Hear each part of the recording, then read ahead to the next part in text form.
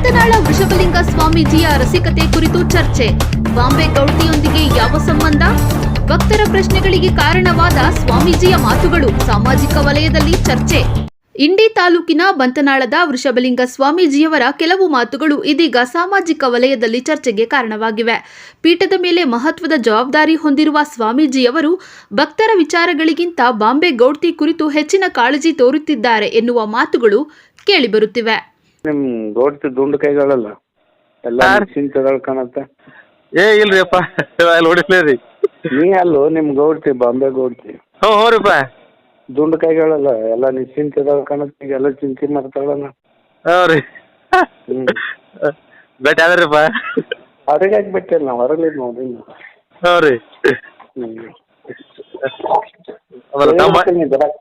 ಬರಾಕತ್ತಾರಂತ ಇಲ್ರಪ್ಪ ನಿಮ್ಮ ಹಣೆ ಹೇಳ್ತೇನ್ರಿ ನಾ ಒಟ್ಟೆ ಹೇಳಿಲ್ರಪ್ಪ.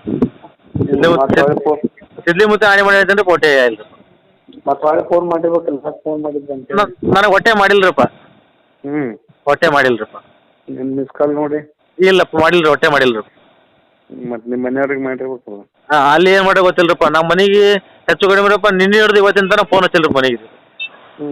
ಹೌದು ರೀ ಹೊಟ್ಟೆ ಮನೆಗೆ ಫೋನ್ ಹಚ್ಚಿಲ್ರಪ್ಪ. ಸ್ವಾಮೀಜಿಯವರ ದರ್ಶನ ಹಾಗೂ ಆಶೀರ್ವಾದಕ್ಕಾಗಿ ನೂರಾರು ಭಕ್ತರು ಆಗಮಿಸುತ್ತಾರೆ. ಇಂತಹ ಸಂದರ್ಭದಲ್ಲಿ ಪೀಠದ ಜವಾಬ್ದಾರಿಗಳನ್ನು ಬದಿಗಿಟ್ಟು ನಿರ್ದಿಷ್ಟ ವ್ಯಕ್ತಿಯ ಕುರಿತು ವಿಶೇಷವಾಗಿ ಮಾತನಾಡುತ್ತಿರುವುದರ ಹಿನ್ನೆಲೆ ಏನು ಎಂಬ ಪ್ರಶ್ನೆಗಳು ಕೆಲವರಿಗೆ ಕೇಳಿಬರುತ್ತಿವೆ. ಬಾಂಬೆ ಗೌಡ್ತಿಗೂ ಬಂತನಾಳದ ವೃಷಭಲಿಂಗ ಸ್ವಾಮೀಜಿಗೂ ಇರುವ ಸಂಬಂಧವೇನು? ಇವರಿಬ್ಬರ ನಡುವೆ ಯಾವ ರೀತಿಯ ಪರಿಚಯ ಅಥವಾ ಸಂಬಂಧವಿದೆ?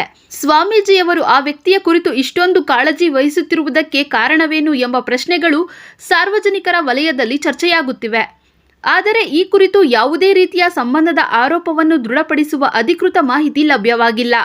ಸ್ವಾಮೀಜಿಯವರು ಅಥವಾ ಸಂಬಂಧಪಟ್ಟ ವ್ಯಕ್ತಿಗಳು ಈ ಕುರಿತು ಸ್ಪಷ್ಟನೆ ನೀಡಿದರೆ ಮಾತ್ರ ವಾಸ್ತವಾಂಶ ಹೊರಬರಲಿದೆ.